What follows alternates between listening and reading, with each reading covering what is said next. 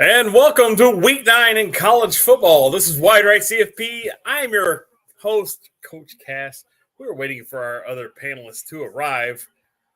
Oh, we have one here right now. Our first panelist, the pride of Dripping Springs, Texas. Please welcome Christian. What's going on, Christian? Hi. You scared me. I did not think it was going to start for a second.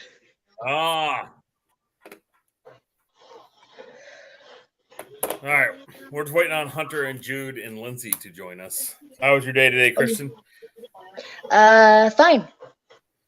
Fine. We got the basketball goal set up. Nice. What y'all just No, we just put it up and put the mower over the back of it. We haven't finished digging the hole yet. Did you get to shoot hoops? Yeah. All right. Did y'all move the trailer? What? Did you move the brown The trailer? trailer? Yeah. I'm not sure. I don't think so. Yeah. All right. Nobody knows what we're talking about. So Christian, just to let everybody know, lives at what I call the fit shop. And that's where I worked for the past year, is the fit shop. Anyways. All right. We're just waiting on everybody else. You watch any football today, Christian? Christian, you got to turn down your TV a little bit.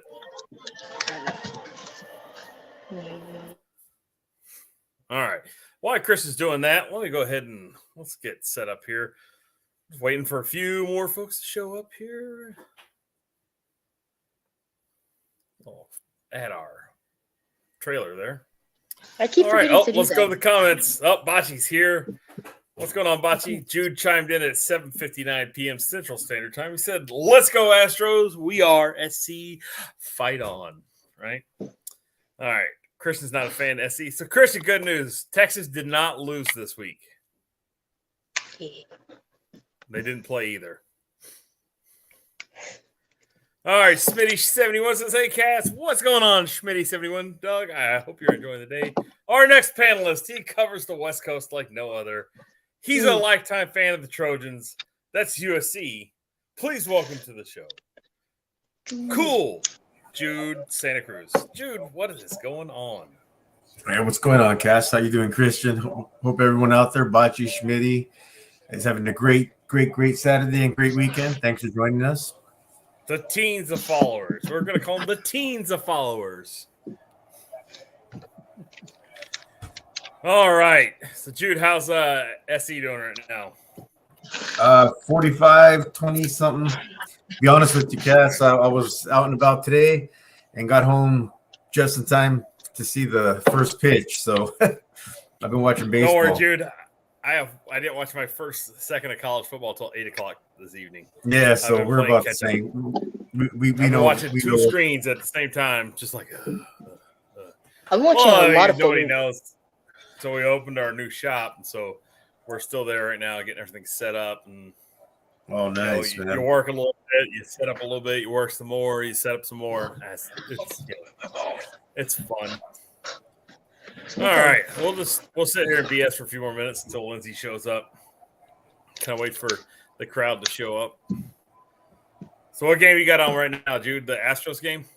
Yeah, I watched about. Ow. Christian's going to carry the stream today. He said, I heard him say, I watched a lot of football today. Kind of. This Christian, morning, mostly. Is your dad watching the Astros game right now? Oh, yeah. So am I. I just looked up and I realized that Philly scored 1 point. Finally. Only a single. All right. Hunter should be on in a minute. So. Yeah, it was last night. He's getting into character right now. So. Ow. Stewart, man.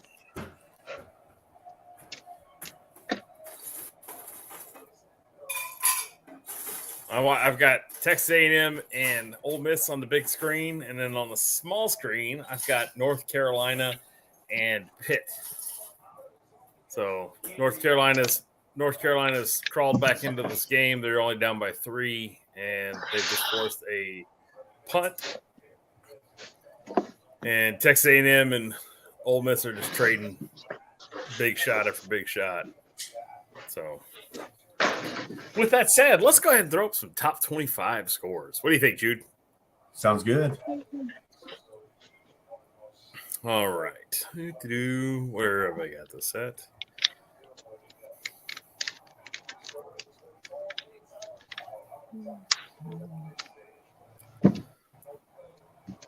We had a lot of upsets today. I was upset I didn't get to watch these upsets. Yeah, you had a lot of upsets. Oh, that doesn't bode good for Lindsay. No, it does not. So you had, the top 7 looks like they handled their business. The top 8, Oregon won handily, and then number 9, Oklahoma State. They lost 48-0 versus number 22, K-State. Damn, they got goose eggs. Yeah, big time. And then number 10, Wake Forest lost to Louisville, 48-21. Oh, they got ran over too. 8 turnovers, I think, in the third quarter. Not a good showing. In the third quarter or through 3 quarters? No, in the third quarter. I did not watch the game. I'm just going off of what I saw, and it was not good. So you'll see some games in here that are whenever I started punching in scores, that's where they were in the game. So if somebody's gone final, I will let you know. Number 20, Cincinnati got beat by UCF on the last play of the game. And like I said, Pittsburgh and North Carolina are just battling it out right now. They're late in the third. It's 24-21. And then you had a couple teams survive. And number 25, South Carolina. They just got pummeled by Missouri today. Not a good showing. None whatsoever. So, like I said, the top 7, 8 look good. And then after that, train wreck. So we'll give Hunter and Lindsay a few more minutes. That's good. That's what you did a few minutes ago. Well, we're gonna give them a few more minutes. Anybody who's interested for the 3 5s and 5s that are watching right now? The teens, the twos and twos. The twos and twos. I put out a short today, just trying to put content out on my channel. I saw it. You did watch it, huh? Right on. Appreciate that. Christian's a big Power Stroke Jude fan. That's cool, man. I'm in any of y'all's channels.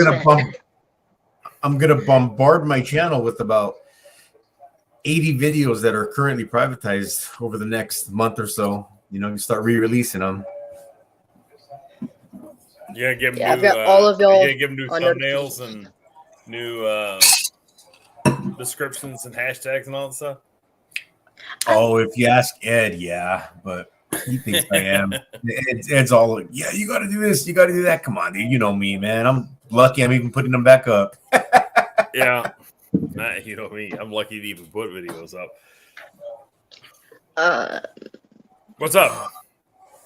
I was gonna say I have all of y'all on notifications, so I get notifications if any of y'all upload. And I liked one of your videos, and I commented on one of them, Jude. I don't know which one. Oh, that's awesome, dude! Thank you so much. You only liked one of his videos, Christian? Well, there's probably the one he watched. It was the one he watched. I watched over half your shorts. I didn't go through all of them though. Oh, cool, man. All right, I'm going to give some updates here. Number 3, Tennessee, 44. Number 19, Kentucky, 6. So next week, game of the week, we all know what it is, right? It's going to be Tennessee and Georgia. We all agree. Yeah, it has to be. Yep. Is that in Rocky Top or is that in Georgia? I believe it's in Georgia. All right, here we go. Old Mensa Hunter here. Our next panelist. He covers college football, or he knows more about college football than the coaches do. I don't know. It's so ridiculous what he's wearing right now. Please welcome to the stream, Hunter. Bobcats. He bought 2 of these hats. They're like vintage Bobcats hats. He bought them from somebody's like estate. You know what I mean? Like, I bought them from the university. Yeah, because the university got them whenever one of their former members died. And they found this in their house from 1993. Their hair was obviously too small for me. Did you get a windbreaker with that also? I tried. There was no Southwest Texas windbreakers available. Oh man, we are a rough and rowdy group here today. Number 4, Michigan, 29. Number 7, or no, I'm sorry, Michigan State, 7, 29-7. 29-7. Do a little update here. I got to update this. I know there's a score change here. I just saw a score change. I'm definitely going back Number to the 10, live stream. USC, 45. Arizona, 37. Arizona just completed a 2-point pass. Refusing Go down. to lose. There's a minute 26 left. You'd have to imagine they're gonna have to have a miracle to even stay in this game. Michigan is 8 minutes and 50 seconds left in the fourth quarter. Michigan with a substantial lead. Ole Miss scores again. They lead Texas A&M 31-21. North Carolina is clawing away. They just reached the end of the third quarter. And then Stanford and number 12, UCLA, led by DTR, are just started. They just kicked off. I think we have like 4 games that kick off over the next hour. A lot of Pac-12 after dark. Yep, and then next week we have Maction. Now, I know we talked about this, so since Lindsay's not here yet, let's just go ahead and let's talk about next week's Maction real quick, and then we're just going to get into the games, and Lindsay shows up, he shows up, and if he doesn't, he doesn't. So let's get to it. Maction starts on Tuesday night. And Exciting stuff. yeah, very exciting stuff. Always, So we always have Ball love Mac. State at Kent State at 6 p.m. on ESPNU Tuesday night. Maction in full effect. I'm not going to be watching this game. I will still be at work. I don't even know. I'm going to go Ball State just because it sounds better. Ball State. What do you think, Christian? Ball State versus Kent State on Tuesday night, November 1st, 2022 at 6 p.m. Central Standard Time. Who are you taking? Ball State or Kent State? I'm probably gonna go with Kansas State. It's Kent. Kent. It's in Ohio. Candace. Kent. Kent. Not Kansas. K-E-N-T. K-E-N-T. Kent. Kentis. I can't say that. All right, he's going to take Ball State also. He's going to go with the Cardinal from Ball State. Lindsay, who are you taking? Kent State or Ball State? I mean, Jude, golly. Oh, I was like, wait a second. Jude, I'm who gonna are you taking? I'm gonna go with State in that matchup. Good call. I like it. The team that scores the most points will win the game. Hunter, who are you taking in this game? I know you know some nerdy fact about Maction, so All right, so I'm gonna hit you with a little bit of scheme. Ball State uses what we would call like an inside zone, heavy inside zone scheme. Kent State is a beer and shoot team, otherwise an offense developed by Art Briles, run by currently Tennessee, for example, Arkansas. So I like Kent State's offense. Their coach, I don't remember his name right now, and I feel bad, but he used to coach under Art Briles, and Art Briles, the human, not great. The coach, pretty excellent. So I'm assuming that he knows a lot about offense, and in fact, I do know that he knows a lot about offense. So I'm going to go with the Golden Flashes. I think they'll really light it up, really shoot down the field. Golly, we probably ought not to bring those jokes up. It's still a little too soon. All right, Beer and shoot, just offense, not anything else. Our next game on Tuesday night, November 1st, 2022, is Buffalo at Ohio. They're going to play the Bobcats of Ohio. I The didn't Buffalo touch it. Bulls. Who are you taking in this game, Christian?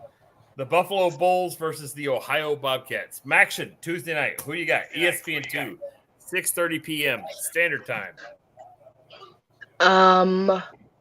Ohio State. It's not Ohio State. It's Ohio. Ohio. It's just Ohio. Can't say any of these names. Can't say any of these names. All right, Hunter, who are you taking in this game? The Bulls or the Bobcats? You know, Buffalo's found a little bit of something these last couple of weeks. They don't suck as bad as I thought they did. Ohio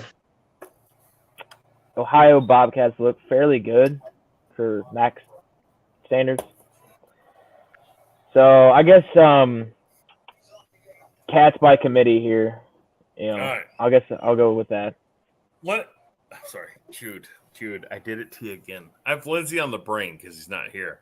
You think maybe he's not showing up because he lost so many games today that he's like, I think I'm not going to show my face. I think that might Whatever be the case. odds maker he owes money to is looking for him right now. Yeah. Who do you got, Jude? Buffalo and Ohio. Maybe his hands are currently being smashed with a hammer or something. Yeah, he's definitely going to have like a broken arm or a leg for sure. By the time we see him. Maybe a black eye, fat lip, something. Just out of being more of a traditional, stronger team, I'm going to go with Ohio. I think they've had seasons where they have decent players come out of their school. I can't think of anyone off the top of my head that's come out of Buffalo right now. I just know of the coaches. I know Turner Gill came from Buffalo, and I know that Frank Solich, after he left Nebraska, he ran Ohio, the University of Ohio. Good job. All right, Wednesday, November 2nd, 2022 at 6 p.m. Central Standard Time on ESPNU. We have the Chippewas from Central Michigan taking on the Huskies from Northern Illinois. Who do you got in this one, Hunter? 1 second. All right, long pause. It's like I lost the stream or something. Oh, okay, I'm still here. All right. I'm gonna go with the Chippewas. I like their run game. Who are they playing? I don't know how I missed what you said, but Central Michigan versus Northern Illinois, the Husky. Northern Illinois, I think, came into the season like the favorite to win the MAC, but they just haven't had anything this year. They just every game they've gotten up for it and they failed. The Chippewas have a good run game. I expect to see a lot of running in this game. Like if you're a degenerate gambler, I would bet the over on the rush yards. But I'm going to roll with Lou Nichols III. He's the leading rusher in his career, active in FBS right now. He could play some NFL football, so I'll just roll with the Chippewas on this one. All right, Jude, what are your thoughts on this game? Where did Tony Romo go to school? Eastern Michigan. Eastern Michigan. Eastern I thought Illinois. it was Eastern Illinois. Eastern Illinois. God, okay, I thought it was it's not Northern even- Illinois. Okay, so that being the case, I can't do the Diane from Cheers picks. I'm going to go ahead and say the Chippewas because Hunter said they have a strong running game. Yeah, so we'll roll with them. All right, I too will take the Chippewas on the road. All right, next we have Western Michigan. I believe they're the Broncos, if I'm correct. Yeah. Something like that. They are traveling to Bowling Green to take on the Bowling Green. They're like the Warhawks or Redhawks or something like that. So Western Michigan at Bowling Green, 6 p.m. Central Standard Time on the ESPN, the Deuce. Who do you got in this one, Hunter? Western Michigan suffered some not tough, just beat downs. Not tough. They weren't close. I don't know. I guess I'll roll with Western Michigan. I feel like they might find something. They always seem to get a little bit better as it gets colder up there, so I'll go with them. All right, Jude, who are you taking in this game? I'll go with Western Michigan as well. All right, and a trivia question. Who is the most famous coach to ever coach at either of these two schools? PJ Fleck. The sweater vest. Well, Sweater vest coach at Youngstown State. Yeah, it was Oh, Youngstown State. That's what it was. Okay, I was thinking Bowling Green for some reason. I believe there's been two coaches that coached at Bowling Green. I Oh, don't know. Urban Meyer. Urban Okay, Meyer. Who was the other one? I think there was one more. Urban Meyer, PJ Fleck. Urban Meyer did start PJ at Bowling Green. That's right. Yep, I think it was Yeah. his first job. Nick Saban started at Toledo, if that's who you're thinking of. I knew it was an Ohio school. That's so close yet so far away. All right, let's get into the regular programming now. Let's go straight to the. Can't get information over me. I don't know why you even try. Really, I snuck the Urban Meyer one right past you. It Just hit me though. Just like Navy snuck one past Temple today. Let's get into it. All right, Hunter. Yeah. We got a Navy who had to go to overtime to beat Temple 27-20. What are your thoughts on that one? Since you are the expert at Navy football. Well, so Navy lost their starting quarterback early on, Tay Lavatai, to a pretty bad injury. I don't know if he'll be playing again. It looked like an ACL injury. He's had some struggles with his knees earlier in the year. Not earlier in the year, but early in his career. So, fingers crossed that he's okay and it doesn't mess with his, future career. Yeah,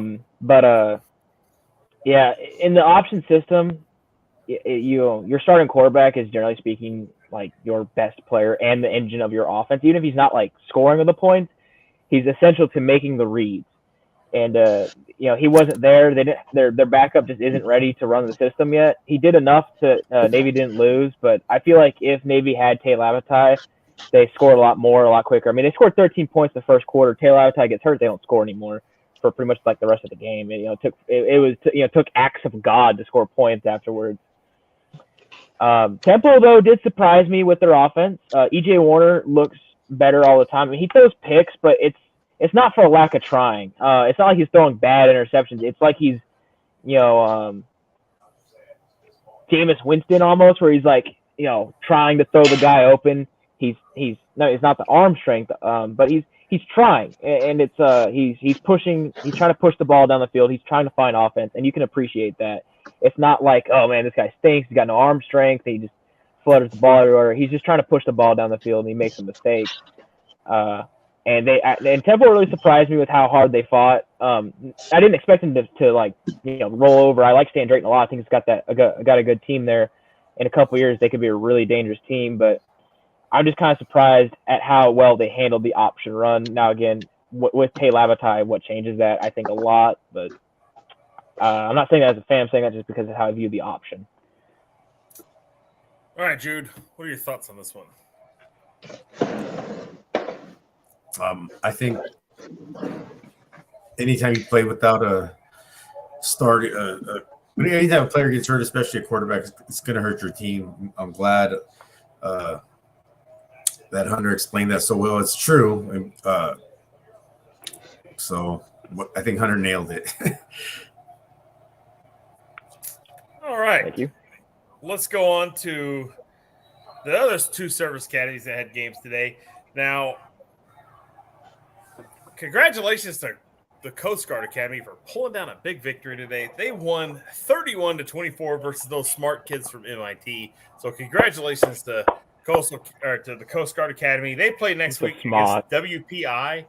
And then the big matchup on November 12th versus the Merchant Marine Academy. Now, the Merchant Marine Academy took one on the chin today. They actually lost to Springfield at Senior Day at home, 27-13. And they are 5-3 on the season. So their next game is against the Coast Guard Academy. So next week, Merchant Marine Academy is off. And the Coast Guard Academy plays next week against WPI. So we'll just keep that all in mind. So we'll pick those games when we get a little bit closer to, or when we get to Wednesday. So congratulations to Navy today. Pull out a tough victory. Congratulations to the Coast Guard Academy for pulling down the big W against the smart kids at MIT. And maybe next time for the whatever the Merchant Marine Academy. We talked about this. I'm blanking on their mascot. I'm relying on Hunter. What's their mascot? The Beavers. It's Coast Guard the Beavers. No, Coast Guard's the Bears. Bears. Merchant Marine is. I forgot it already. I feel so bad. All right, so we're just gonna go ahead and skip on that one. All right, sounds like a plan. As you can tell, we're a little discombobulated today. That's what happens when you work the whole day. You don't get to watch college football. Just saying. All right, that's gonna wrap up our Salute the Service Academies. Let's hop over to. Oh well, next week we have the two big games: Army versus Air Force and Merchant Marine versus Coast Guard. So big day. Merchant Marine versus Coast Guard's on the 12th. Oh, okay. Well, Army Air Force next week. Big time game for the CIC. And explain to everybody in YouTube land what the CIC is. It's a Commander-in-Chief trophy. It's one of two three-way trophies in college football. That and the Michigan Directional School. Y'all hear me? Yep. Okay. So the Commander-in-Chief Trophy is one of 2 three-way trophies in college football. The other one being the Michigan Directional Cup. I don't know what it's actually called, but that one's between Eastern, Western, and Northern Michigan. But the Commander-in-Chief Trophy. So right now, so it's like whoever has the best record at the end of the year of the 3 in terms of against the other 2 wins it. And like if it's like a 2-way tie, or if there's a tie, whoever had it last year takes precedence. But so like for Air Force, if Air Force wins against Army, they win the Commander-in-Chief Trophy because they've already beaten Navy this year. Now, if they lose to Army and Navy beats Army, it's a 3-way tie, and Army keeps it. So it's a little bit odd, but I always like it. I'm always interested in the CIC. All right, wanting Navy to win it. We're going to take a little time out. Let's hop over to some comments. Schmitty71 is asking, Christian, how did Dripping Springs finish up their football season? How'd you do, bud? Our last game, our B team won 12-21, and it was funny because their defensive end was like 6'6". That guy was so huge, and I had to guard him. And our A team won 8-6. 8-6. All right, good job. So they both finished with W's. Yes. So we were going to play at Sycamore, but they had a problem with their scoreboard. So we ended up having our last game at the high school. Which is very cool. So in Dripping Springs, there's the high school where Christian is going to go to high school. And then where he goes to middle school is where I went to high school. So when he says the high school, I always think of my old school. And Christian gets to play on that field.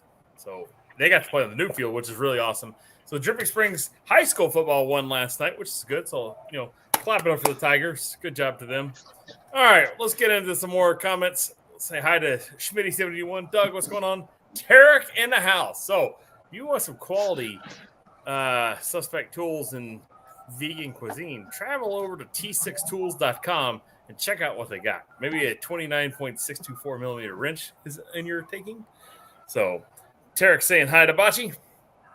Schmitty71 saying hi to Radiant. Raging Cajun Garage, thanks for joining us. Bocce's Blankets and More is in the house. She's saying hi to Jude. I don't know if Jude got to say hi back to her. Schmitty71 says hi, Cass. Bocce said hi to everyone. Power Stroke Jude says, let's go Astros. We are SC and fight on. We'll see how that game turned out. Let's go check some scores. We're going to talk about one more thing to the teens of subscribers watching.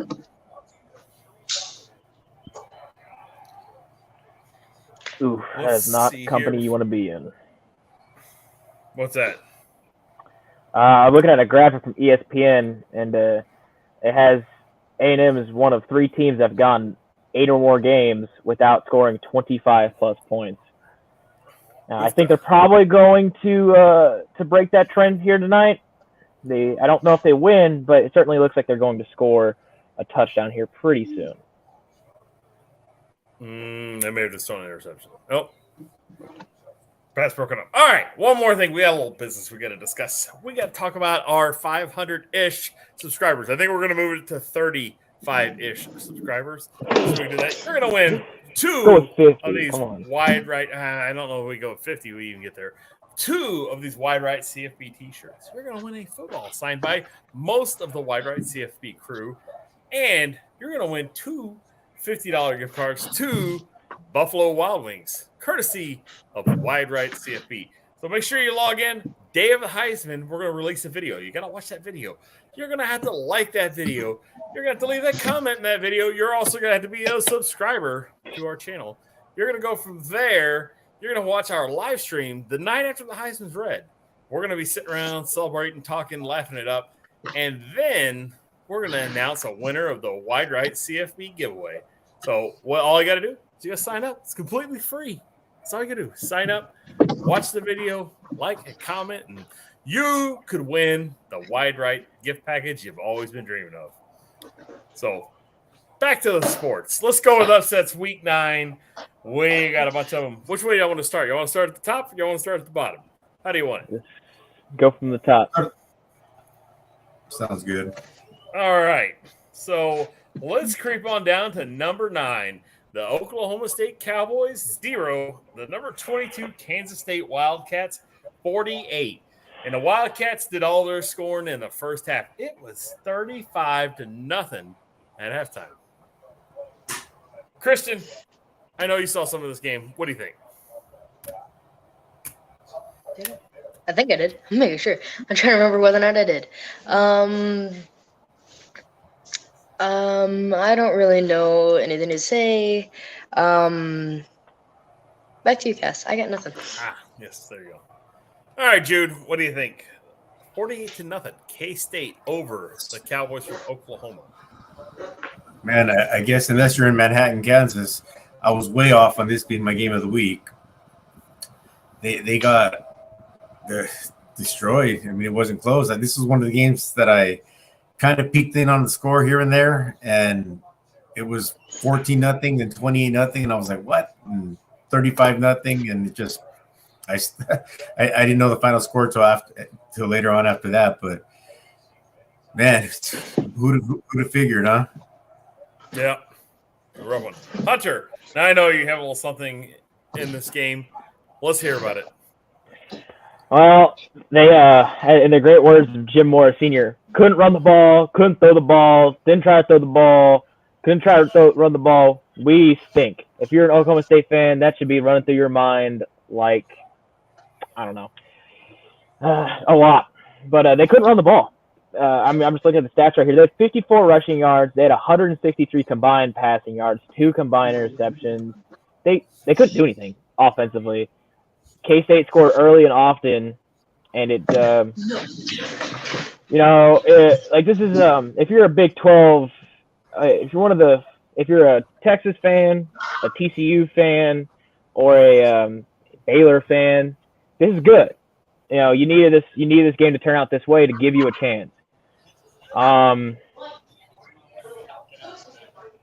a Texas fan, it's like, oh man, this team that beat Texas just got beat like this, but I think this just goes back to that whole like, oh, we get up for every game. No, you get up for Texas. I'm not saying that as a Texas fan. I'm saying that because obviously you performed a lot better last week against a team of at least equal talent to K-State. So I don't know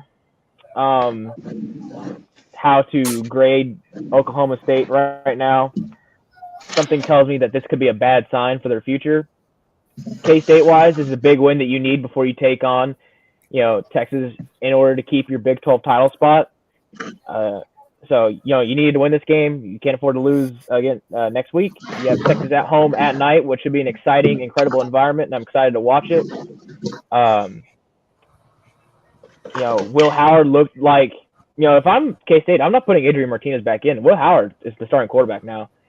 That guy was on fire today. He may not look so pretty throwing the ball, but he got it done. He operated the offense. Deuce Vaughn had a great day, 158 yards on the ground. Just can't ask much better than that. Malik Knowles looked great. Cade Warner, the tight end, looked pretty good. The defense looked, 0 points is perfect, right? That's the best defense you can ask for.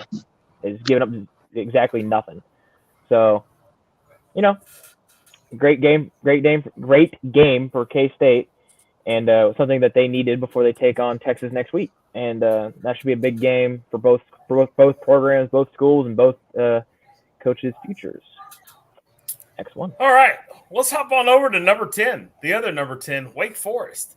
They go down to Louisville, 48-21. They committed, was it 8 turnovers in the third quarter or 6 turnovers in the third quarter?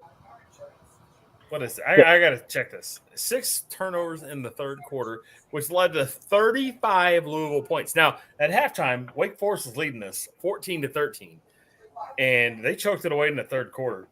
And that was the difference in the game. They scored a gimme touchdown in the fourth, but they were down 48-14 in the fourth quarter, going into the fourth quarter. So, not a good outing by Wake Forest. Jude, what do you think on this one? We have a Heisman contender in this game. And we had a coach on the absolute hot seat in Louisville, at Scott Satterfield at Louisville. And he goes out and just crushes his opponent, number 10, Wake Forest. Well, if Sam Hartman was a Heisman a dark horse. Yeah, I don't think he is anymore. Throwing 3 interceptions today, and I'm guessing all 3 of them were in the third quarter, especially if they 35 points, man. Louisville skunked them 35-0 in the third quarter. It's crazy. But I don't know. Louisville's coach, I mean, they're probably not doing what the school wants them to do, but it's Louisville, man. 5-3 is a good record. I think that because he should be safe. Wake Forest will bounce back. They'll play some good. I don't know what happened to them today, but turnovers. That'll if they had 8 turnovers in the third quarter and Louisville had 35 points, that's From the 44. that's just not acceptable. Back to you, Cass. All right. Christian. Christian ain't even there. Can't even get it back to you from him. All right. Let's move on to the other number 10. I'm kidding. USC pulled it off. They beat Arizona 45-37. Jude's able to celebrate. The Astros got about 6 more outs to go, and Jude will get a double celebration. He'll be cracking 2 Miller Lights at the same time. That's right. We got another upset. Notre Dame takes down number 16 Syracuse 41-24. Now somebody's got me on in the background because I can hear my beautiful voice booming on my mic. So I don't know if that's Hunter's mic that's picking up or Christian. Are you watching the stream also? I can't hear you. You got to take yourself off mute. All right. I have no other way of watching the stream. All right, Christian. So what are your thoughts on Notre Dame beating number 16 Syracuse 41-24? I think it was a good game, I guess. I think it was a good game. Back to you, Cass. All right, Jude, I'm going to let you go with this first because I know that somebody called this game, predicted this win here. What are your thoughts on Notre Dame taking down Syracuse? Well, I did predict the win, but I thought it was going to be a little bit closer of a game. This was my pretenders game or game of the week because Notre Dame was their season is definitely a lot weaker than what a lot of people were hoping, considering they're number 5 at one point. Syracuse had a great start to their season, barely lost to Clemson, and I think their season's about to start tumbling downwards as well. So this was my prediction. I mean, I think I had it like 30-27 or something like that, though, a little bit closer. But I wasn't surprised with the outcome, just a little bit by the score. All right, Hunter. I know you were bragging about this earlier. I forgot that Jude had picked this as well. But go ahead, Hunter. Hit me with it. Notre Dame did exactly what I said they should do to beat Syracuse. They made Sean Tucker a non-factor. He's getting yelled at because he didn't kick the onside. They made Sean Tucker a non-factor.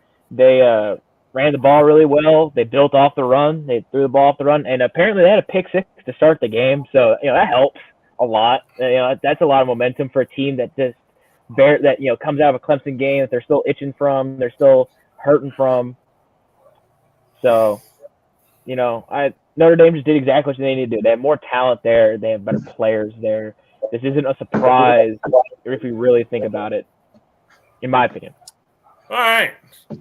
So let's move on to the next upset. We have number 20 Cincinnati going down to UCF 21-25. I think I did put it right there. 21-25. What are your thoughts on this one, Hunter? What do you think?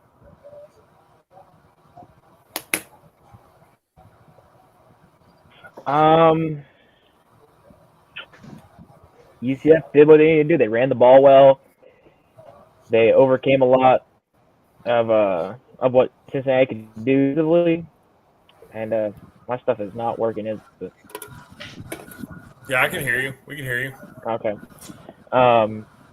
But they did what they needed to do. I mean, they ran the ball well. I mean, it's Gus Malzahn. What do you expect? He's gonna run the ball well. Even when they stink, he runs the ball well. So they just do what they need to do, and that's all they. I don't know how. I know it's kind of repetitive, but there wasn't a lot of massive plays in the game. But they won on the last drive of the game. They drove down the field. They scored the touchdown. They won the game, and now they sit 1 or 2 in the AAC.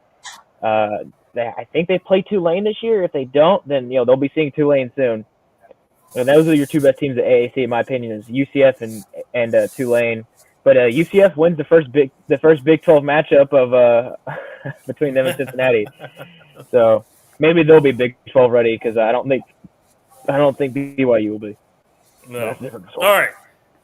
Jude, I don't know if you got to catch this. Number 20 Cincinnati going down to unranked UCF. I didn't catch the game, but I did have my prediction was UCF 27, Cincinnati 24. Mainly based Very off nice. of the fact Good that I've job. heard Hunter say a few weeks in a row now that in his opinion, UCF was the strongest team, and I thought that Cincinnati was, playing with a little bit of smoke and mirrors. So, decent You pick got the there. point spread right. So if they're a degenerate gambler out there, Jude's your guy this week. Definitely not Lindsay. Lindsay, no good. Jude, real good. So, all right, A&M just forced a fourth down. It's 4th and 3. They're down 31-28 to Ole Miss at home, and they got about a minute and 4 seconds left. So we'll see what's going on. And then finally, our final upset of the week. We got number 25 South Carolina going down versus Missouri, 23-10. South Carolina falls to 5-3 on the season and 2-3 in conference. Missouri improves to 4-4 and 2-3 in conference as well. Missouri's playing for a bowl game right now. They are trying to get a bowl game. South Carolina needs one more win to get to a bowl game. So, what do you think on this one, Jude? South Carolina, after their big victory last week against Texas A&M, falling to Missouri. I talked a little bit on Wednesday about teams that are just, perennial barely get in, then fall right back out. And South Carolina was another one of them that I talked about. And my score for this game was Missouri 26, South Carolina 24. So the score wasn't really there, but the pick was, and I did not expect South Carolina to win that game. So it kind of went the way I expected it to.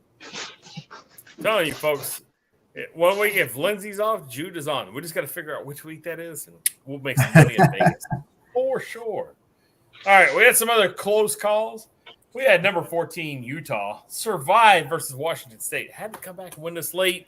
No Cam Rising in that game, or he was injured in the game. So Utah improves to 6-2 and 4-1 in conference. Washington falls to 4-4 and 1-4 in conference. And then we travel to the great state of North Carolina, where North Carolina State holds on. Number 24 North Carolina State holds on to win 22-21 over Virginia Tech. North Carolina State improves to 6-2 and 2-2 in conference. Virginia Tech falls to 2-6 and 1-4 in conference.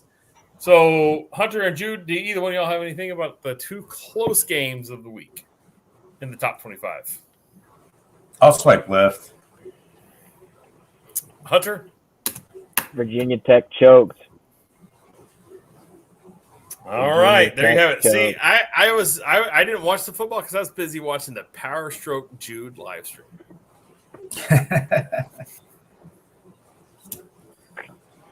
Kid, Appreciate it. here. Yep. It was me and 3 other people, just like this. Right now, I'm kidding. Jude is infinitely more popular than I am. And All right. UNC or North Carolina scored again, so it looks like they'll be cruising to a win here pretty soon. A&M's at 3rd and 10 with 44 seconds left, and they're on about their 8-yard line. Yeah, it's not good. So Yeah, Let's I'm get sorry, on I'm to a little distracted. I'm watching one of my in trouble teams. I have a few of them written down in my all right, head. let's start with number 1 in the top 25. Number 1, Georgia takes care of business today. They handled the largest outdoor cocktail party, winning it. Oh, what was the final here? It was 40-something to 20-something. If I can pull my head out of my rear, I can figure this out. 42-20. Congratulations to the Georgia Bulldog. They improved 8-0. Overall, 5-0 in conference. Florida falls to 4-4 and 1-4 in conference. What are your thoughts on this one, guys? We can't pull up highlights because I don't know how to do it, but that Brock Bowers catch was the crux of the game. Florida made plays, they just couldn't finish, and Georgia took advantage of it and that's a ball game for A&M. Yep. Congratulations, you're 3-5. Ugh. Um, But, But, at least their coach for is Florida- making $90 million. yeah, best recruiter in the country apparently. See how well that Did that goes go in the off final? season. That is they're 13 seconds away from final, and Ole Miss just took the ball. So I mean, Connor Wegman had a good game. You can't blame the quarterback. 330 yards and 4 touchdowns for a true freshman. That's hard to ask of anyone when he came in and delivered, really. I think at some point you got to wonder who's calling the plays. yeah, But anyway, for Florida, they were in position to make plays. They just don't have the talent right now. Georgia's the most talented team in the country. I firmly believe that. And Except Florida for at quarterback. for what? Except for at quarterback. I think the mailman always delivers. Yeah. No, I mean he's a game manager, but that's all you need when you're Georgia and your defense is just PDG. Oh, we got number 1 Buckeyes about to hit us with the OHIO. all right. But yeah, Florida just doesn't have the talent right now. They fought hard. I'll give them that. Jude, what do you think about number 1 Georgia handling their business? Man, they just set up the game of the week for next week. If you ask me, I mean Tennessee easily handled business, and again we'll probably talk about next. But Georgia took it to them. I mean Florida played tough, like Hunter said. They played hard. They were overmatched. Hopefully they'll get better, and it'll be better. The cocktail party will be a little bit better next year. All right. So that brings us on to a interesting question here. Number 1 Georgia versus number 3 Tennessee. And Tennessee got creeped to number 2 by the beginning of next week. Now, I think Ohio State fans have something else to say about that. But Ohio State didn't have the greatest outing today against Penn State. So I would imagine that there could be a 1 versus 2 matchup next week in Athens, if I remember correctly, right? I They're think it's in Athens. Yes. Pretty sure. All right. So But when you look at number now, 2, we have number 1 Ohio Buckeye. State. We got number 1 Ohio Buckeye fan in the chat. Thanks for watching. Number 2 Ohio State pulls out the victory, 44-31 versus number 13 Penn State. Ohio State was down at halftime, 14-13 to Penn State. They crawled back in the fourth quarter, or in the third quarter, took a lead, and then in the fourth quarter, they woke up and just put Penn State away. What are your thoughts on this one, Jude? Man, it took them to the fourth quarter to do it, but they did it. I mean, it was a great game. Another one that I was almost pretty spot on. I had Ohio State winning. I'm looking at my notes, 44-38. One more touchdown by the Nittany Lions, and I was right on that one. But So we're just going to call you Easy Money Santa Cruz. I mean, because all you do is print that cash. yeah, I actually Just can't miss Jude. Just can't miss Jude. He's straight down the middle. We're wide right. He's straight down the middle. Just can't miss unless I'm actually laying down action. They miss all the time. But yeah, it was a fun game. That the highlights I saw of that game looked like it was a pretty good game. All right, Hunter, what do you think on this one, bud? So I watched the majority of this game. It took Ohio State a while for that offense to find itself. I see number 1 Buckeye CJ has me nervous. He's having a hard time under pressure. Yeah, that pass rush was getting to him, and his stiffness, while an asset in terms of getting drafted, is a little bit concerning. But what they found the run game, and they stuck to the run game all day. They kept going. They kept trying to run the ball, and eventually it worked. Eventually Penn State broke, and that's why Ohio State won the game. That and JT Tuimoloau, I can't pronounce his last name. I apologize. If I hear someone say it, I'll know how to say it. But till then, I don't know. But we'll call him JT Tuimoloau. He had a massive game. 2 sacks. Pretty sure he had 2 interceptions. One he took back to the house. He recovered a fumble. That defense woke up at the right time to save the game, and he just had a breakout game. That JT Tuimoloau had a breakout game. He's a future star edge rusher for Ohio State. Surprised. If his last name was Bosa, I don't think we'd be as surprised. But they just keep turning him out there. Travion Henderson looked really good. as well towards the end. Mayan Williams got hurt. I hope he's all right. I hope he's not out for any extended period of time. I like to see good teams at their best. Marvin Harrison Jr. is probably the best wide receiver in college football. He might be even better than his dad, but we'll see about that. Wow. I'm not kidding. I really think that he's really good. What about- He was beating Joey Porter Jr. I can't pronounce his last name. And Jack Jigba. Smith and Jigba. Yeah. Yeah, I think so. He's bigger. He's got more range, and he's just as fast. And Jack Smith and Jigba was really good. I mean, it's like, yo, Ohio State's owner was like, oh, twist mom, I got to throw it to the fourth best wide receiver in the country. I've got 3 more right here. You know, it's not that bad. You know, if you're Ryan Day, it's easy to call plays, I'm sure. It's an embarrassment of riches here. Yeah, so Ohio State, you know, it took them a little bit to figure it out. I had them whooping Penn State, and it took them a little bit to whoop Penn State, but they figured it out. And, you know, now Ohio State and Michigan, I really think they're just, now we're on a collision course for probably it's going to end up being one of the most exciting games of college football this year is when those two face off. You know, probably number 2 and number 4, Ohio State and Michigan. I can't wait for that game right now. That's probably my marquee game. That's for anyone that's not named Texas or Texas State or All right. Army Navy. So we're going to move on to the great state of Tennessee, where we have Kentucky taking on Tennessee, and Tennessee absolutely handled their business versus Kentucky, setting up next week's matchup. But before we talk about next week's matchup, let's talk about number 3 Tennessee winning 44-6 over Kentucky. And other than this early score here, Tennessee just handles their business. Now, I'm a little bit higher on Tennessee than Hunter is, but I'm going to let Hunter start off talking about Tennessee versus Kentucky in a game that we actually get to sit down and watch, and then we'll follow up with Jude and Christian. So, Hunter, hit us with some knowledge.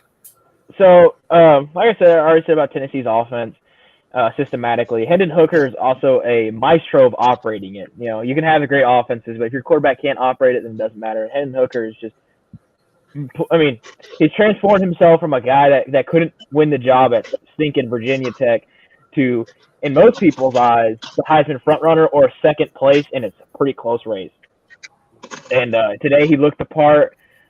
Kentucky started out fighting hard, and they missed an opportunity to score a touchdown that would have put them in place to maybe contest the game, to maybe force Tennessee to make mistakes, but they didn't. Tennessee just, you know, put the foot down on the neck, crushed them, and you know, they just ran over Kentucky. There was nothing really to say there. The Kentucky defense just couldn't hold up forever. The Kentucky offense couldn't find anything. Will Levis losing draft stock. Now, some team will probably luck out getting him, but you know, that number 1 pick money's not coming now.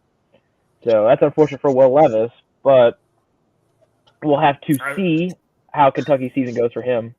But Tennessee looks really Joey good. Preciado commenting right now saying Hunter's stressing me out right now talking about Will Levis.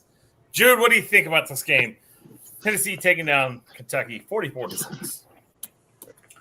Yeah, they took it to him, man. It was Hendon Hooker and the Jalen Hyatt show again.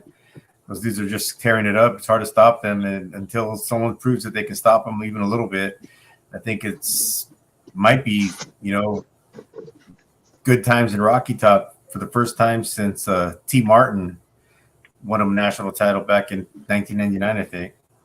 98.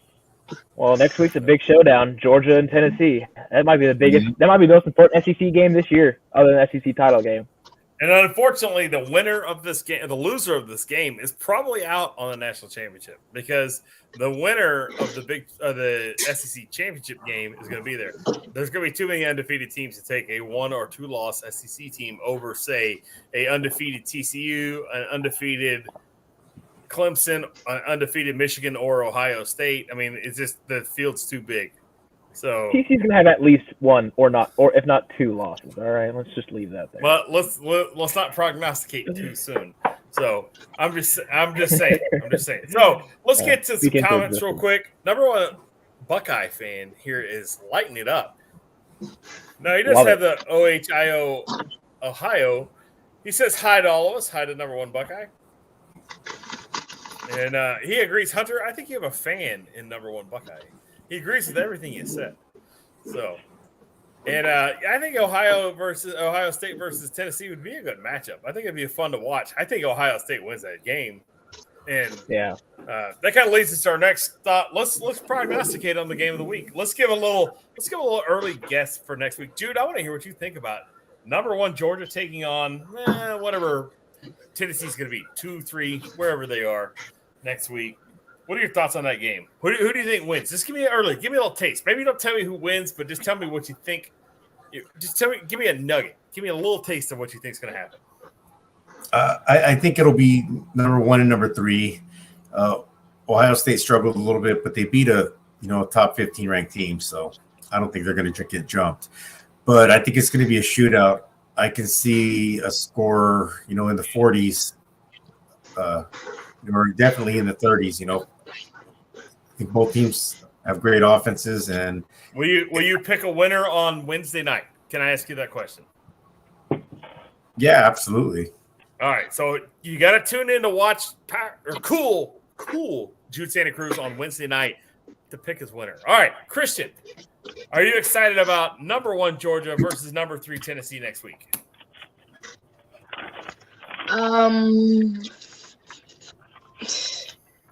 Yes, I am. Back to you guys. Right. Back to you, Cass. All right, Hunter, give me a little taste of what you think. Just tell me a little something. Here, I'll write it down. Oh, God. We're not able to read this here. I write numbers fine. All right, I know which way he's going on this one. So that's 23-45. Both of Michael Jordan's numbers. It's 28 and 45. And No, he go was 20. Dogs. Michael Jordan was 23 in the pros, and then when he came back from playing baseball, youngin, he was 45. So, right. Jude, high five me from Cali there. Give me a high five from Cali. Oh. All right, well, I was about that big when he came back. So anyway, all right. So let's hop over some Raging Cajun Garage says that Tennessee will take a lose next week. Yep. I think so. They're going to take a lose. All right. Hunter is definitely my favorite on the panel. Very smart, should be a coach. Number 1 Buckeye. I agree with you, but Hunter's trying to do something a little bit different. He's going to go in a different. He's going to be a coach of a different cloth. I'll say that. So Something like that. we may have some information before football season's over on this, right? We may know something a little more about We may your have future. news around Thanksgiving time. Yeah, so we can't spill the beans on this one because this is big. This is like really big. Ooh, Thanksgiving time. That's the week before Heisman, so that's going to be 2 big weeks in a row. Yeah, this is big news for our family. So Yeah. we'll see what happens. I'm not gonna comment any more about that. But Hunter will give us his winner on Wednesday. Christian will give us his winner on Wednesday. We're gonna bring Christian on for a few minutes on Wednesday. He gotta get to bed pretty quick afterwards. We're gonna bring him on for a few minutes on Wednesday. Let him pick some winners. What do you say, guys? Y'all want to see Christian pick some winners? Yep. Yeah. All right, I'm down for it. Let's do it to it. So, Christian, we'll give you 10 minutes. You can come on, pick some winners, and then you got to go to bed, okay? Sound like a plan? Okay. All right. Let's move on to number 4, Michigan, handling their business. Beating down the old Sparty from Michigan State. Jude, how did you think that game was going to go? Not correctly. We have Michigan pulling down the dub 29-7. They improved to 8-0 overall, 5-0 in conference. Michigan State falls to 3-5 on the season and 1-4 in conference. So, do we need to talk about this game, or is this just Michigan just overpowering Michigan State? I think it's important to talk about. All right, well, let's hear it. Let me hear what you have to think. Here's your tale of the tape. 267 rush yards to 37. I mean, it's Big Ten football at its best is whenever a team can just run the ball better than the other. And Michigan might be the best rushing team in the country. Maybe not by the numbers, but by play. Man, they run the ball so well. It really is just one of my favorite things to do is just watch them just run the ball straight at people with power. And you and I were watching it, and I said on that Blake Corum had a play where he got hit for about a gain of 1, ran for 11 more yards, and all the Michigan linemen were coming and hitting the pile and driving it forward. And that's just something that you love to see. I mean, it's just power football at its best. And I see number 1 Buckeye talking about he's nervous about Michigan. They don't make a lot of mistakes, and if you're going to be a running team, you can't make mistakes. You can't put yourself behind the chains. And so that's what Michigan's done really well this year. And their defense is getting better, and their pass game's starting to find itself. I mean, I'm really excited for the Michigan Ohio State game. I can't describe how excited I am for that. But it's just, I mean, Michigan State was fighting at first. It's a rivalry game. They got up. They fought hard, but they're just outclassed in terms of talent and in terms of coaching, I think. Now, Mel Tucker's got a 10-year contract and $100 million in case you fire him there at Michigan State. So hopefully he finds something, but right now it's not looking like he's the next coming of D'Antonio. All right, Jude, what do you think on this one? I didn't go the way I thought I was going to go. I think I did say I'm probably going to be wrong, but it was just going to be my upset pick of the week, and I was way wrong. Score would have been close, but I was way wrong.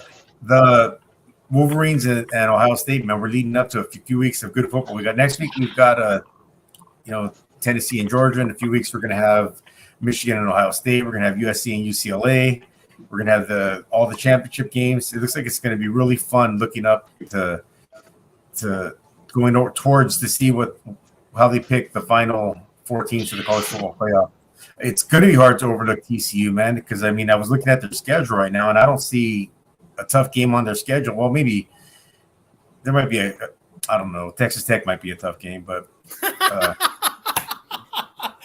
All right, which is a good segue into if you want to know more about college football, then you got to tune into Wide Right CFB every Wednesday and Saturday, starting at 9:15 or 9:30, and hear what our panel of experts have to say. Right, so you got to subscribe, tune in, and watch. Right, all right. On to number 5, Clemson. They were able to secure not a loss today. They were idle, so they got to lick their wounds. DJU hopefully comes back. He looks a little bit better next week than he did the week before. And we have number 6, Alabama. They're off this week as well. They're going to rest up. They're going to get ready to take on. I think they have a big game coming up next week, don't they, Hunter? We actually, both those teams have big games. Clemson takes on Notre Dame, who, could be looking to make the upset. That could be an exciting game. It also could be a terrible game. Kind of goes either way there.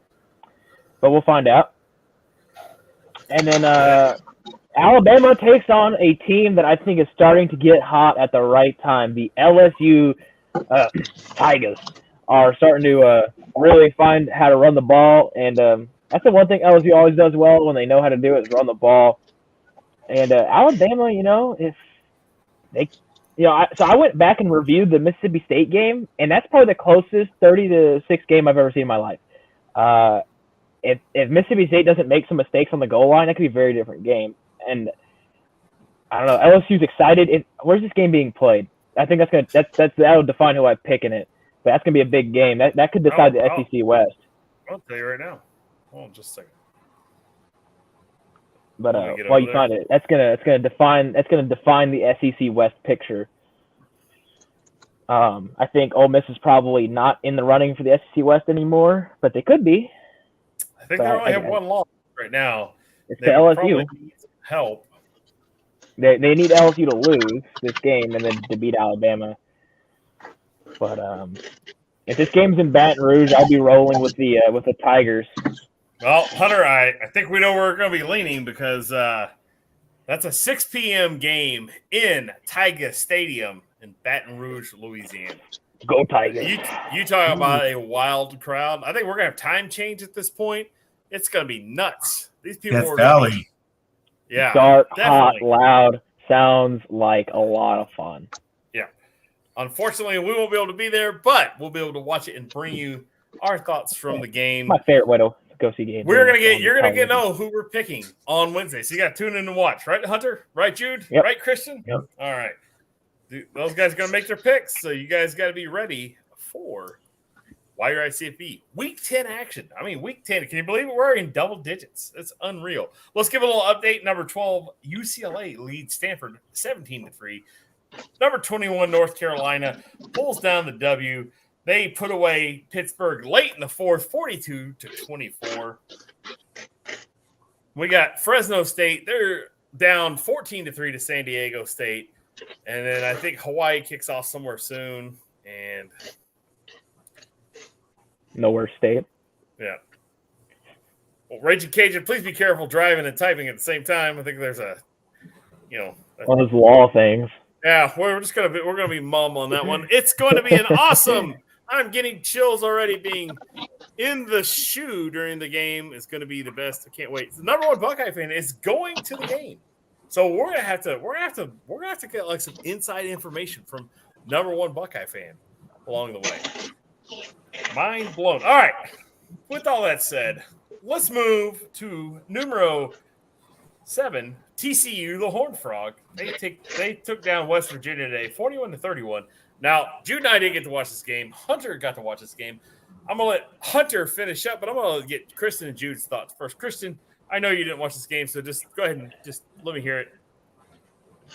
Well, first, I did want to confirm that Cast was right. Michael Jordan did have 23 and 45. I didn't want to say that was right. And well, that's kind of all. Back to you, Cass. All right, Jude. TCU got kind of a little bit of a scare from West Virginia, don't you think? Aren't you a little bit concerned with them giving up 31 points to West Virginia? Yeah, West Virginia played them a lot tougher than I thought. I mean, I figured TCU would win,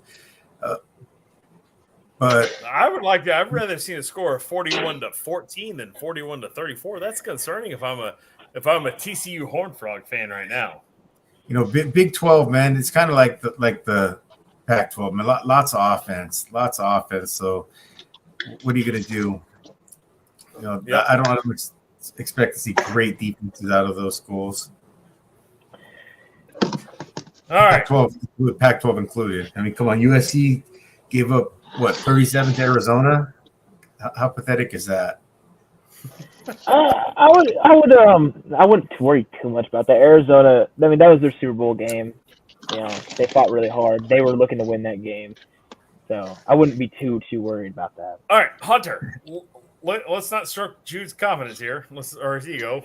I want to get your thoughts because I see the purple oozing from your ears right now.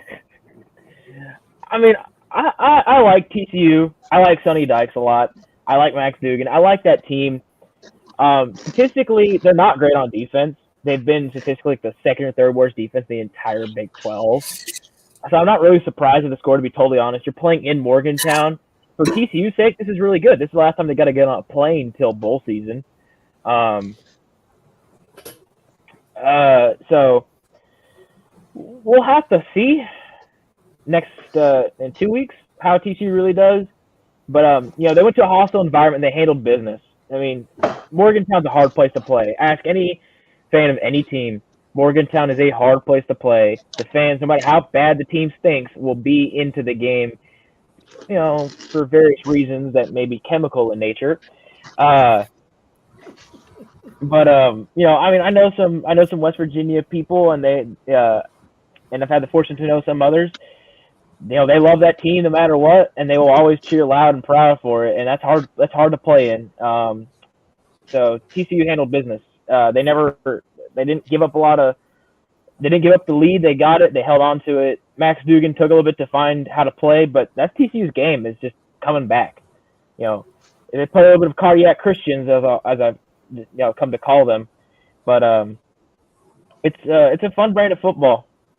And they just keep on winning. I think next week they have Tech, so that should be an exciting game, and that may be that's a big game for them. They got that's another big game. Big game. The Big 12 is it's called the Big Game 12. Unless you're Iowa State, then you play the boring game 12. All right, I got to kick it over to the West Coast, and we're going to talk about number 8 Oregon takes down California 42-24. Jude. Is Oregon are they just getting tuned up here, or are they plateauing? What's going on with Oregon? There seems like they're rolling on all cylinders. They've been playing well ever since that loss to Georgia in the opening game. Well, time will tell to see exactly how they do. I mean, they don't have to play USC potentially until the Pac-12 championship game. I think they still have Utah on their schedule. I mean, Oregon State's a rivalry game. Washington State's playing decent, but next week should be.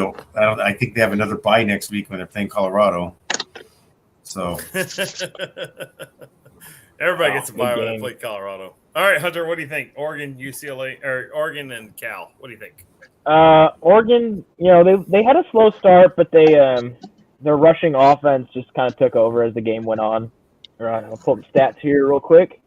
You'll allow me, but I'm not too worried if I'm an Oregon fan, which I'm not. But if you like neon yellow and never having the same uniform twice, you are excited if you're an Oregon fan.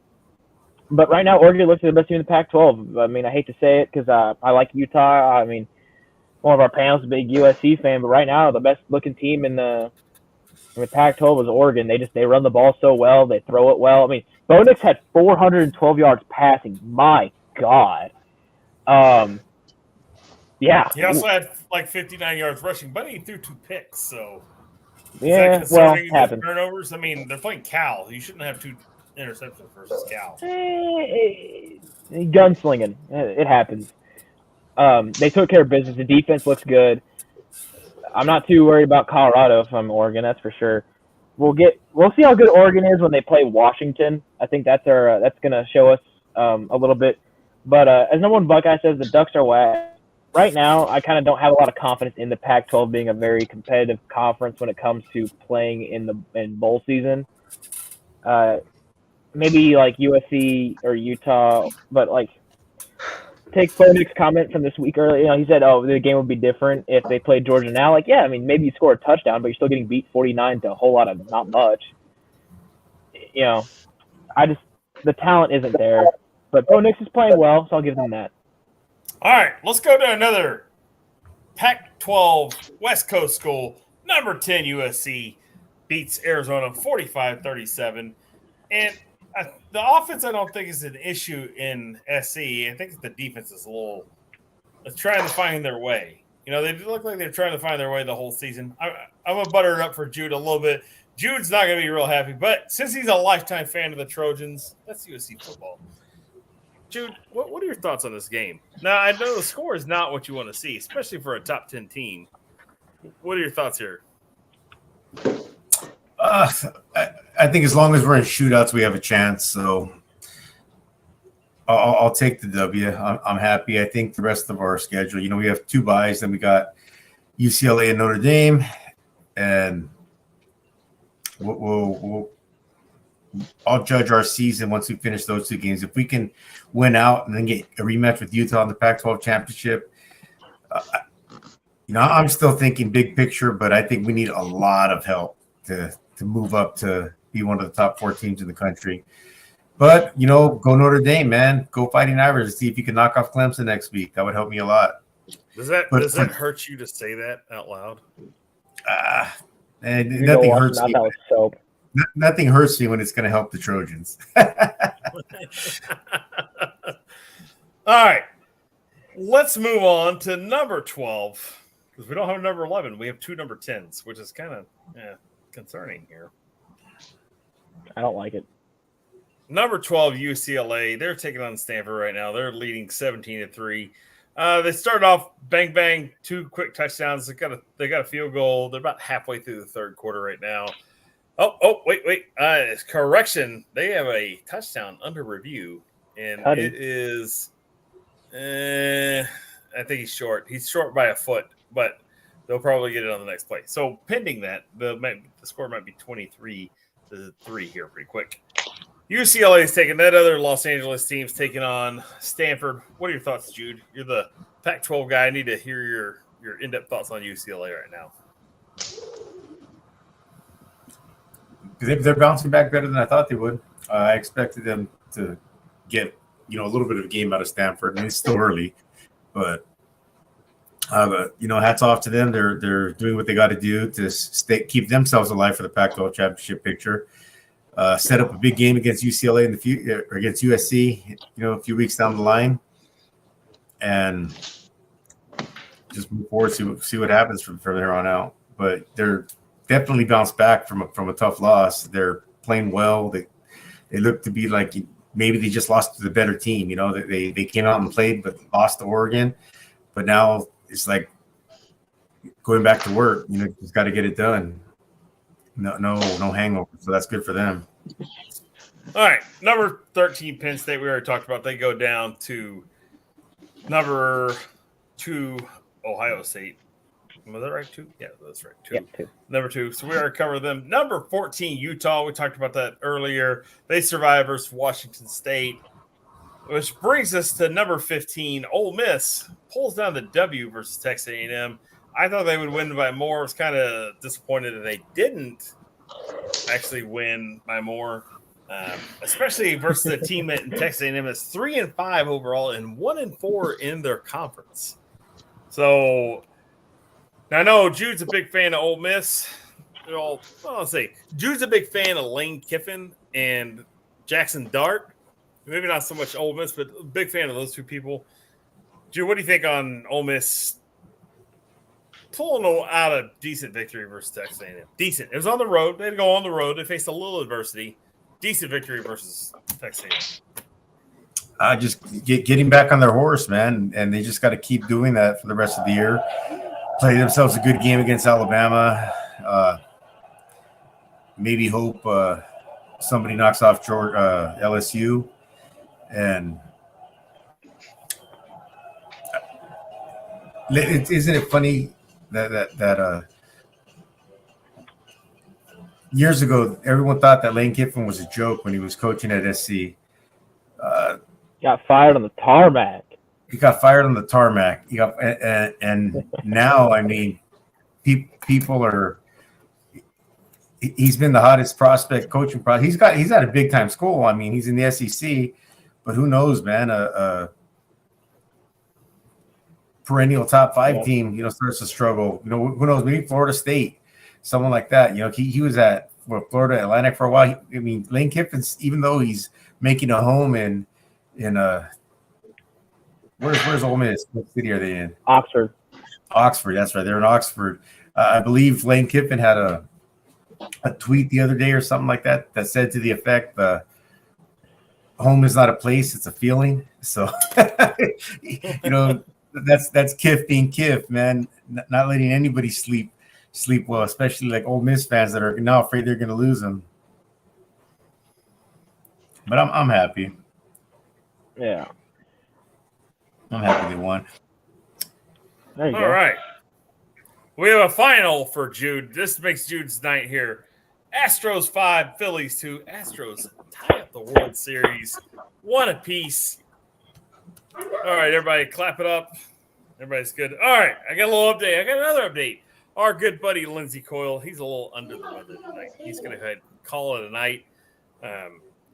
He texted me or he emailed me much earlier in the day, but you know, he let me know. It was my fault. I should have checked my emails. So what I'm going to do now is do that. And let's get back to the action, Cass. All right. Let's go over here. We were talking about Ole Miss and Texas A&M. And we covered the upset of Notre Dame beating Syracuse. And let's move on to number 17, Illinois. Doug, if you're still watching, we're going to talk about Nebraska for a minute. Illinois takes down Nebraska 26-9, led by Chase Brown, their running back, their bell cow running back, the guy that gets the ball about 493 times a game. I know, Hunter, you're a big fan of the Big Ten, so hit me with it. No, big fan of Big Ten. Yeah, the two teams in Big Ten I like to watch. They both play in the other part of the conference. Now, I suggested myself to this travesty of football for a few minutes, and basically, not issues with it kind of stem from the, you know, like Illinois is good, but you know, how good could Nebraska have been? I mean, Casey Thompson basically breaks his hand, you know, in the beginning of the game, and so their backup quarterback just wasn't ready. Obviously, the team doesn't have a coach. There's so many questions and like what's going on and how's it going to go. But Nebraska, I don't know. It's just, I mean, they fought hard without their starting quarterback, without Casey Thompson. He at least gave them a chance to win. Without him, they just didn't have much. Illinois, you know, right now, Illinois is basically the team to beat for the Big Ten West. I mean, they'll probably play the Big Ten title game. They won't win it, but hell, they'll be there. So that's nice. Good for Brett Bielema. He got there. Chase Brown's going to be, the tread's going to be off the tires by the time he wants to get drafted. He'll run for 1,000. He'll have 1,000 rushes for 2,000 yards. I mean, that's my concern with Chase Brown is that he has the lowest yards per carry of for a running back, in terms of touches. The stats 300 plus touches or something crazy like that. He has the lowest yards per carry, which basically means it's just 3 yards in a cloud of dust, which, I mean, that's cool, but that's not going to win you games against good teams. Illinois played a lot of teams I don't believe in.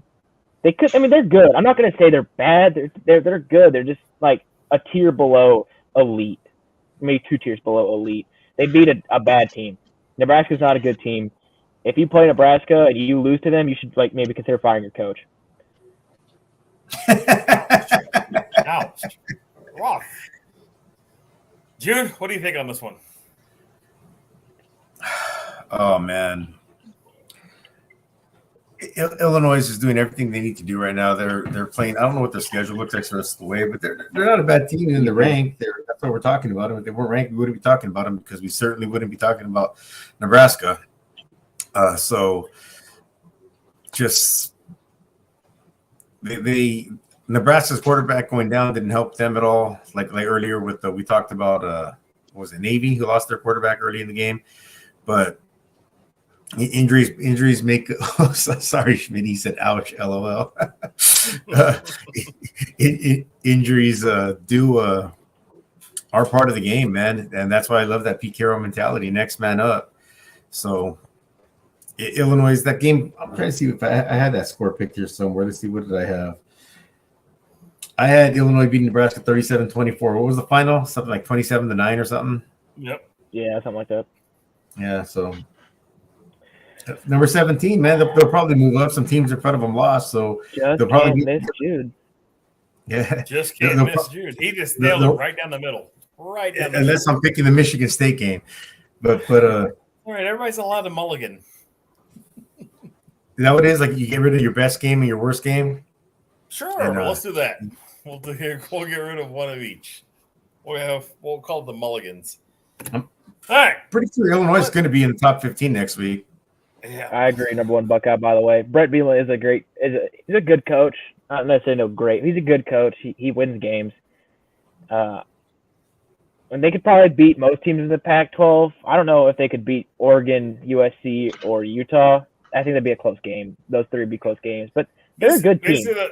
This is the whole thing. This is why I like bowl season when they play across a country. But it's so hard to go oh, this team's better than this team. The law of transitive properties. That's so hard when it gets the bowls or gets the teams because Texas A&M leaves the Big 12. They're a mid-tier team in the Big 12. They go to the SEC and they almost win the SEC West their first year. Now they've come back to earth quite a bit since they've left, but it's so hard because what every conference does differently doesn't match up well against another conference, right? So the Pac-12 and the Big 12, they're both we're just going to go out and score you. If you're not used to playing teams that go and throw up a bunch of points and really stretch the field, you're going to struggle with them. I'm telling you right now, Alabama couldn't go undefeated in those 2 conferences. Georgia would have a hard time going undefeated in those 2 conferences. You're just going to run into teams where they're just going to throw up so many points, and you have to play these teams week after week after week. You're going to have a misstep at some point. It's just the nature of the game. The SEC is the same way. You can't go from the Pac-12 to the SEC and win every game. You can be competitive in games that people wouldn't think you are, but it's just one of those things. It's styles make matchups, right, at the end of the day. So it's cannibal conferences. Yeah, they are. They're terrible. Unless you play in the MAC, then you would be undefeated in every conference in America. Go Akron Zips. I'm a big fan of the Zips. They stink. Come on, stop crapping on my dreams here. All right, where are we at? Number 18, LSU is idle this week. Number 19, who is number 19? They lost today. Who is it? 19, Kentucky loses to Tennessee. Number 20, this is not a good day to be in this portion of the top 25. Number 20, Cincinnati goes on to UCF. That was in our upsets of the week. Number 21. Where's number 21? Who is 21? North Carolina wins. We already covered that. They beat Pittsburgh. They were down for a large portion of this game. They really had to fight till the fourth quarter. Then they were able to secure the victory. Typical Mac Brown teams, right? They lose a game that they shouldn't, and then they beat teams that they shouldn't, and then all of a sudden they're 7-1 in their conference, or 7-1 overall, and they're 4-0 in their conference. So I don't know who they play next week, but I'm going to bet it's going to be a tough game. Your thoughts on this one, Jude? North Carolina at Pittsburgh. Now, I know there's a former SC quarterback on the Pittsburgh team. His name is Keaton Slovis. It's not Cade. Yeah, Keaton Slovis. He's probably wishing he was a backup at SC right now, backing up Caleb Williams. But at least maybe he'd get a bowl game. I'm losing my space here. I'm sorry. I don't know why my notes are not in order. They should have been. Maybe we're doing something backwards. Well, they play Virginia next week, so that's probably going to be another win for Hidzy. Yeah, probably. Man, if they don't lose to, of all teams, Notre Dame, huh? Where could their season be right now?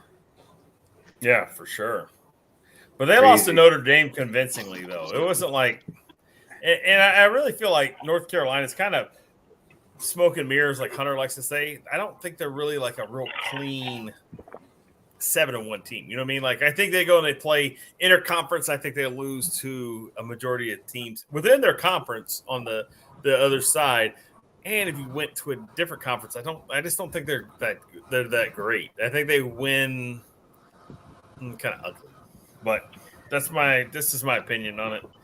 I'm sure they're blowing me up in the chat right now. Let's hop all over the comments real fast and we'll see.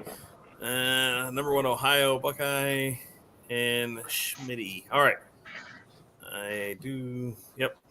Okay. Well, good. At least that wouldn't be like getting blasted here. All right. I'll take it. All right, Hunter, where are we at, bud? I was going to have a little bit with North Carolina, but we can move to number 22. I mean, 22 is K-State. We already talked about them, but I guess number 1, Buckeye missed it. Will Howard played great. Deuce Vaughn played great. Their defense played it impeccable. And that's about all you need to know. I hate to say this. This is Chris Kleiman 101. This is what he did in the other division. I mean, like North Dakota State. Yeah, I mean, like, this is Chris Kleiman 101. Yeah, Run the ball really well. Play good defense. Yeah, it's a reason that they've done it for eons in football. It works.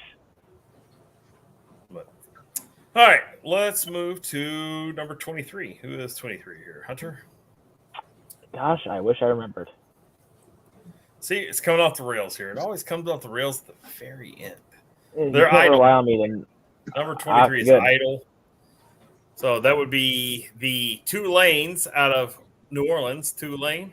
And we talked about them a little bit. Tulane's going to be a good team. They're going to be a hard team to beat in their conference. They run the ball well, and they play really good defense. They beat K-State, by the way. But who did they lose to? This is a big L they took earlier in the season. God, it was a team that they could not lose to either. I can't remember. I believe it was the Thundering Herd. If I remember correctly, I think Tulane lost to Marshall. That was Marshall's signature win, and Marshall has lost to some really bad teams. Marshall did beat Notre Dame, so resident Notre Dame fan, I'd take that one on the chin. Hold on. Let me get to it. Maybe they didn't lose to Marshall. Let's go look at Tulane's. I'm pulling it up right now. Let's see. Survey says they lost to Southern Miss. Southern Miss, the Brett Favre welfare stealing. Stole it from them. Stole it from him. But with Tulane, I've said that the game to watch in the AAC is Tulane versus UCF. That's gonna be on November 12th in New Orleans. So that should be an exciting one. And that's gonna be at the Arnell Carrier Dome, right? Because the Arnell Carrier Bowl's at the what is it? The Mercedes-Benz. It's not Mercedes-Benz. It's the Mercedes-Benz Superdome. Superdome. It's at the Superdome. We'll call it the Superdome. Pretty sure it's the Mercedes-Benz Superdome. Yeah. So Big game. all right. Could be good. Be fun. That kind of wraps up the top 25. Is there any games that we need to creep into the other section of the elsewheres of life to find? I mean, look, there are some exciting games today that wasn't necessarily on the big radars. We already talked about UCF.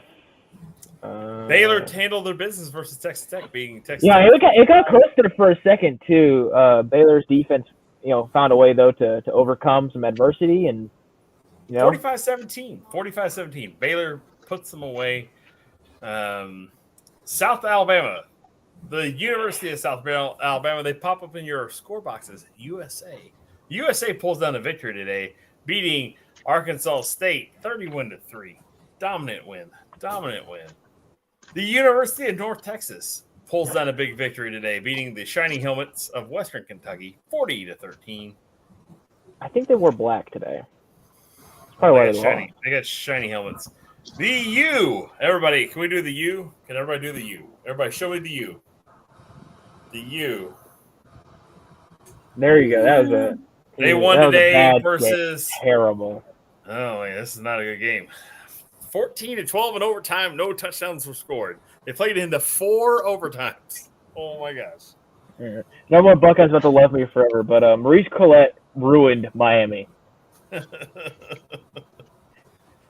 And speaking of Florida schools, Florida State pulls down the big victory versus Georgia Tech, 41-16. The biggest thing in this game is no Jeff Sims for Georgia Tech. He is their offense, and he makes them competitive. I feel bad for him. Unfortunately, Lindsey's team, the Boston College Screaming Eagles, they go down. They fall to UConn, 13-3. That was great. That was a great game. I enjoyed every second of it. And what could be Gus Malzahn's final game as Auburn coach? Arkansas beats them 41-27. Brian Harsin. Gus Malzahn is the same guy. Tom Herman, they're all the same guy. I mean, like, they're going to hire Tom Herman, and they're going to fire him for 2 years. It's the same guy. And then you got Oklahoma. They take down Iowa State. Hunter Decker throws 3 picks and 300 yards, but Oklahoma gets up and just beats them 27-13, and it really wasn't even that close.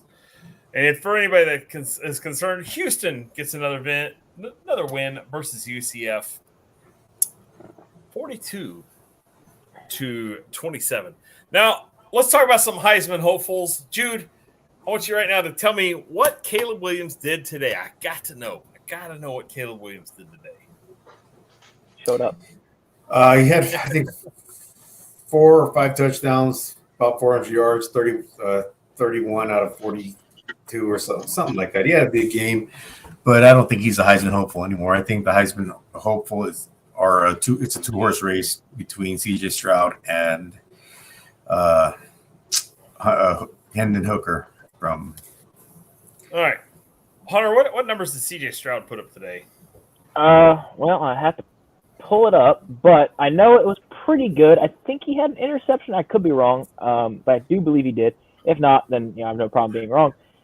But he turned it on late. I will say that it took him a little bit to figure out that he was a pretty good quarterback. But he threw for 26 to 33 for 354 yards, 1 touchdown, no picks. He, in my opinion, he's the best true passer in this quarterback class. The guy sets his feet and delivers the football. If you can give him a good pocket, he looks great. He has some massive feet on him too. I mean, I thought I had big feet. He's got some really big feet.